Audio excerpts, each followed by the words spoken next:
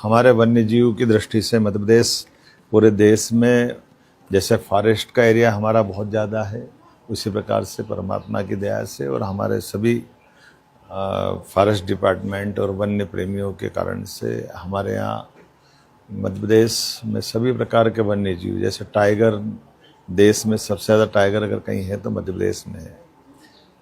Leopard, तेंदुए की संख्या भी पूरे देश में सबसे ज़्यादा हमारे यहाँ है। गिद्ध, वल्चर, ये भी पूरे देश में सबसे ज़्यादा हमारे अपने राज्य के अंदर ही है।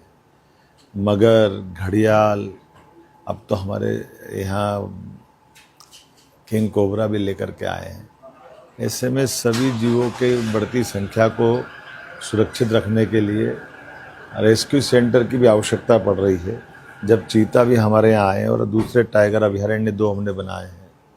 चीता के लिए भी पालनपुर कूनो के बाद अब गांधी सागर तरफ हमने उनको छोड़ करके एक नया पार्क डेवलप कर रहे हैं।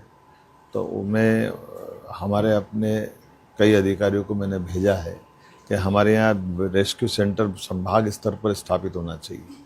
अभी एकमात्र रेस्क्यू सेंटर हमारा अकेला भोपाल वन विहार में है, क्योंकि जानवर जब घायल होता है तो उसको सही समय पे सही इलाज मिल जाए और उसी आबो हवा से वापस उसको छोड़ दे।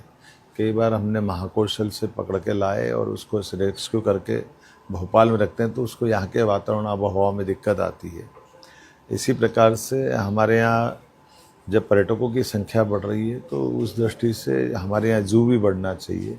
तो जू की दृष्टि से भी हमने पिछले बजट में भी 2 जू करने की घोषणा की थी और कोशिश कर रहे हैं धीरे धीरे करके पूरे संभाग केंद्रों पर भी हम ये वन्य प्राणियों की जन जागरूकता के साथ साथ उनकी देखरेख करते हुए और ख़ास करके बूढ़े, अपारिज, लावारिस, इस प्रकार के वन्य प्राणी जिनको उनका जीवन बचाया जा सके, जिससे कई बार गाँव में जंगल में घटना होती, उससे भी बचा जा सकता है।